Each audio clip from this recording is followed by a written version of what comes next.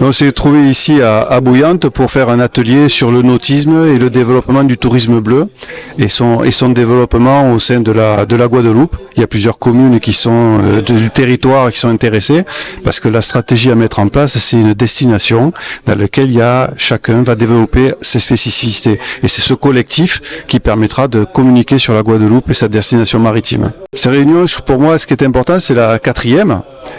C'est qu'on a un collectif qui se crée avec à la fois des employeurs du nautisme, des élus, la NPE, le parc naturel, des ingénieurs sur le maritime, et ça permet de communiquer, de discuter ensemble, sans exclusive, pour un travail et une logique commune.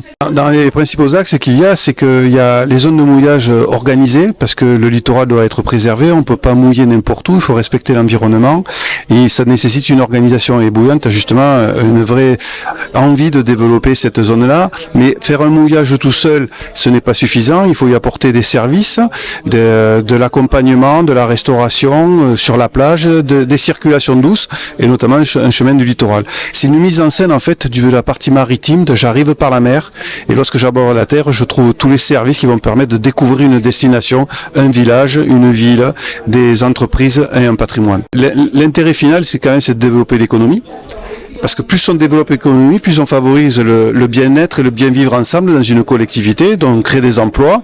Et je pense qu'à partir du moment où une population est satisfaite, qu'elle a des emplois, que les jeunes restent au pays, qu'on les forme et qu'ils peuvent grandir finalement, je crois qu'on a réussi l'objectif. Alors la mission qu'on va avoir, nous, au Labo Guadeloupe Odyssea, ce sera surtout de centraliser tout de façon à accompagner toutes les collectivités, ce que qu'on parle Guadeloupe et pas qu'on parle pas entité simplement communale ou communautaire.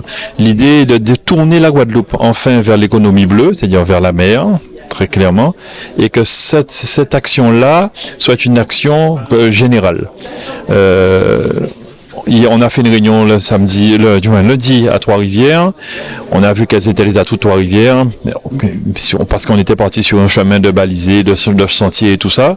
Qu'est-ce qu'ils voulaient mettre en place? Aujourd'hui, on est sur les réceptifs mer et ce qu'on va faire sur la mer, sur la Guadeloupe. Alors, on a pris l'exemple de Bouillante, mais l'idée, c'est vraiment mener une politique générale Guadeloupe. C'est un atelier, en tout cas, d'échange avec Odyssea, qui est un dispositif financier européen qui vise à mettre en avant les actions des territoires en matière d'économie bleue.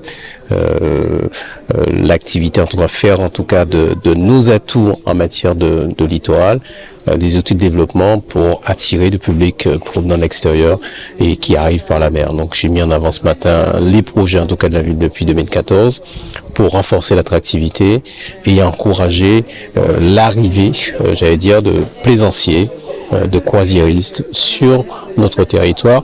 Et pas que cela, puisque l'idée aussi, c'est de créer aussi les conditions pour que les Guadeloupéens puissent venir aussi à Bouillante pour pratiquer les activités nautiques que nous encourageons à mettre sur notre territoire. Permettre d'échanger avec les acteurs, parce que, la ville de Bouillante, elle est facilitateur, entre parenthèses. On crée les conditions pour, mais c'est pas la ville de Bouillante qui va gérer un club de plongée, c'est pas la ville de Bouillante qui va gérer un club de jet ski ou les différentes activités nautiques qui vont se développer sur nos territoires.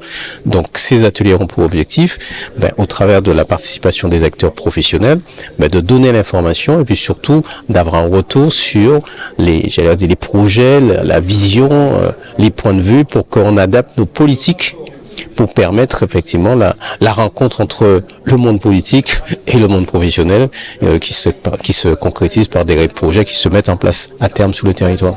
Il y a plein de choses, hein. C'est vrai que c'est pas pour rien que depuis 3-4 ans on parle d'économie bleue.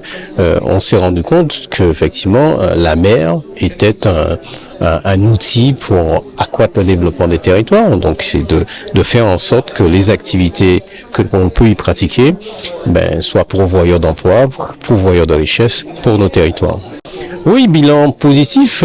Alors évidemment, on est qu'aux prémices. C'est pour ça que dans ma conclusion, je leur ai dit que oui, il s'agit pas simplement de se rencontrer et d'échanger. Il faut passer à la phase opérationnelle et que, en tout cas, les projets, ce que nous disions, se réalisent, se concrétisent.